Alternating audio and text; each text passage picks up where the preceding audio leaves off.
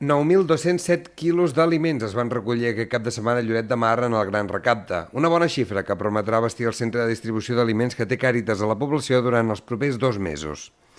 La finalitat d'aquest Gran Recapte és recollir aliments i productes suficients per fer front a les necessitats dels mesos d'estiu, especialment els que complementen la cistella bàsica com són l'oli d'oliva, pasta, productes d'higiene personal com el sabó.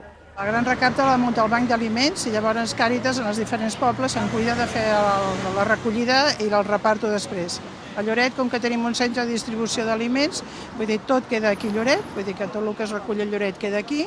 Llavors per nosaltres és estupendo perquè ara estem amb unes 500 o 600 famílies que venen i estem recollint, amb els 4 dies que obrim a la setmana, estem repartint 1 tonelada diària.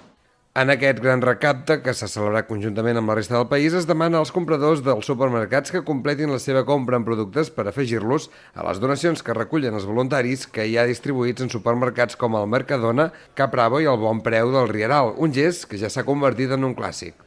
En aquests últims anys s'ha notat molt perquè avui ara estem aquí a l'entrada i dones la bossa i hi ha molts que ja t'allarguen la mà per demanar-la.